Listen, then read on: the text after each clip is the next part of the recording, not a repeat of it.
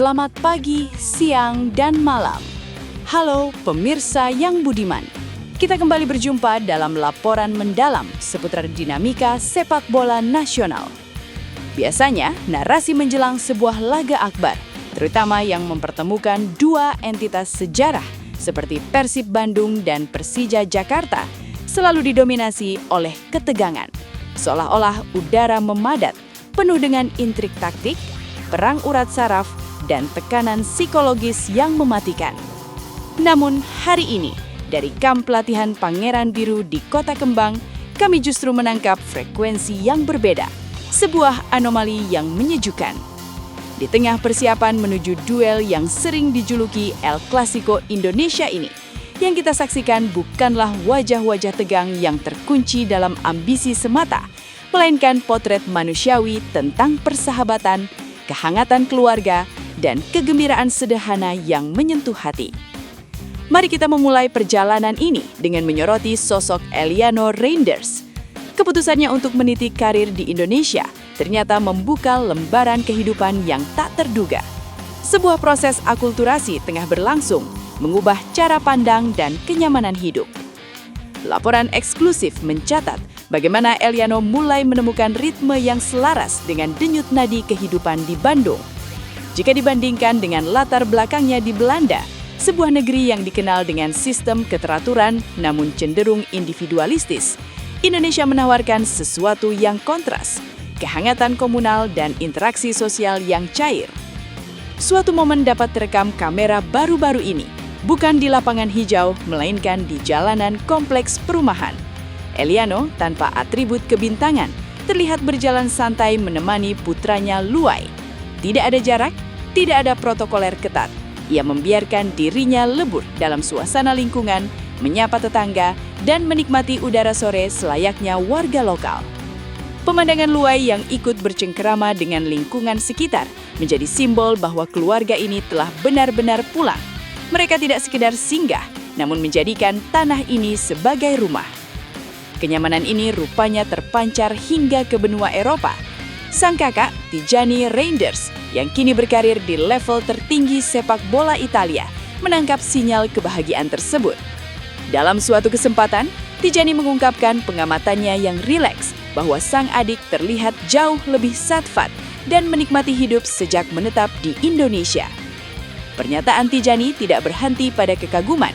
Ia melontarkan sebuah wacana yang menarik antusiasme publik, yaitu sebuah keinginan untuk menyusul ke Indonesia.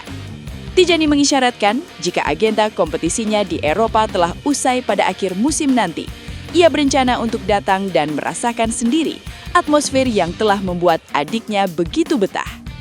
Ini bukan sekedar kunjungan keluarga, melainkan validasi atas daya tarik kehidupan di tanah air. Beralih ke sisi lain lapangan latihan, kita disuguhkan pemandangan yang memancing senyum, namun syarat makna. Di tengah sorotan kamera media yang menunggu berita taktik, Sadil Ramdhani dan Adam Alis justru hadir membawa nuansa nostalgia masa kecil. Kedatangan mereka ke lokasi latihan menjadi pusat perhatian, bukan karena kendaraan mewah, melainkan karena sebuah benda sederhana yang mereka bawa, yaitu layang-layang. Ya, Anda tidak salah dengar.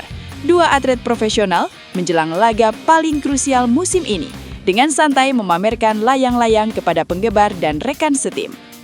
Tindakan ini mungkin terlihat remeh atau sekedar kelakar, namun jika kita telisik lebih dalam, ini adalah perwujudan dari kesehatan mental tim yang prima. Membawa layang-layang, sebuah simbol kebebasan dan kegembiraan tanpa beban, menunjukkan bahwa skuad Persib tidak membiarkan tekanan pertandingan merenggut kebahagiaan mereka.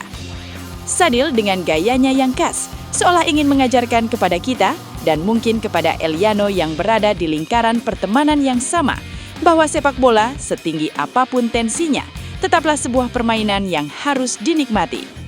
Ruang ganti yang mampu tertawa bersama adalah ruang ganti yang kuat. Hubungan interpersonal yang cair antara pemain lokal dan naturalisasi ini menjadi fondasi yang solid sebelum mereka bahu-membahu di medan laga sesungguhnya. Namun jangan biarkan suasana santai ini menegaskan fakta bahwa pertarungan sesungguhnya telah menanti. Ketika peluit berbunyi nanti, persahabatan akan dikesampingkan seketika demi lambang di dada. Laga kontra Persija Jakarta kali ini memiliki bobot yang jauh melampaui sekedar sejarah. Melihat papan stasioner, situasi kedua tim sangatlah rapat. Persija berada di posisi kedua, sementara Persib membayangi tepat di bawahnya dengan selisih poin yang sangat tipis. Inilah yang dalam terminologi sepak bola disebut dengan laga 6 poin. Kemenangan tidak hanya memberikan 3 poin bagi pemenang, tetapi juga menahan laju rival secara langsung. Kapten tim, Mark Klok, yang memiliki sejarah unik dengan pernah membela kedua kubu, menyuarakan hal ini dengan tegas. Bagi Klok, laga ini sangat emosional dan krusial. Ia menegaskan bahwa Persipa memiliki rasa lapar yang besar untuk membuktikan diri.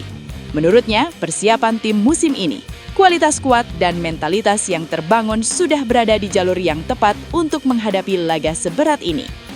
Pandangan serupa disampaikan oleh gelandang kreatif Luciano Guaicocha. Ia menolak untuk melihat tekanan sebagai beban. Baginya bermain untuk klub besar seperti Persib berarti harus siap dengan tuntutan kemenangan di setiap pekan. Lucho memandang atmosfer laga besar, big match, seperti ini justru sebagai panggung istimewa untuk menampilkan kualitas terbaik. Kesadaran berkumpul para pemain tentang pentingnya laga ini menjadi modal utama untuk tampil habis-habisan. Terakhir, kita tidak bisa mengabaikan elemen terpenting dari sepak bola, yaitu para pendukung. Animo masyarakat Jawa Barat menyambut laga ini begitu luar biasa hingga melampaui kapasitas infrastruktur yang ada. Tiket pertandingan Gelora Bandung Lautan Api dilaporkan telah habis terjual dalam waktu singkat. Ribuan bahkan puluhan ribu bobotoh yang tidak kebagian, tiket tentu masih menyimpan hasrat untuk menyaksikan tim kesayangannya berlaga. Menyikapi potensi massa yang bisa berujung pada gangguan santai, pemerintah daerah turun tangan dengan pendekatan yang humanis dan solutif. Wali Kota Bandung hingga Wakil Gubernur Jawa Barat telah mengeluarkan instruksi khusus kepada jajaran kewilayahan, mulai dari camat hingga lurah, untuk memfasilitasi kegiatan nonton bareng, nobar. Pesan ini sangat jelas, Persib adalah kebanggaan satu provinsi. Oleh karena itu, euforia ini harus dikelola dengan bijak. Pemerintah mendorong penggunaan fasilitas publik seperti gedung olahraga, GOR, aula serbaguna, dan ruang komunitas di setiap kecamatan untuk menggelar nobar. Langkah ini bukan sekedar manajemen massa, melainkan upaya merawat kebersamaan. Dengan tersebarnya titik-titik kumpul, atmosfer pertandingan dapat dirasakan hingga ke pelosok-pelosok daerah dengan aman dan nyaman, tanpa harus memaksakan diri untuk datang ke area stadion yang sudah steril. Dari layang-layang yang diterbangkan Sadil, hingga strategi nobar yang disiapkan pemerintah, semua bermuara pada satu narasi besar. Sepak bola di negeri ini lebih dari sekedar olahraga. Ia adalah perekat sosial, sumber kegembiraan, dan cermin kebudayaan kita. Mari kita nantikan laga akbar ini dengan semangat sportivitas. Biarkan 90 menit di lapangan menjadi pembuktian strategi dan fisik. Namun selebihnya, kita tetap bersaudara dalam satu bangsa. Terima kasih telah menyimak laporan mendalam ini. Sampai jumpa di ulasan berikutnya.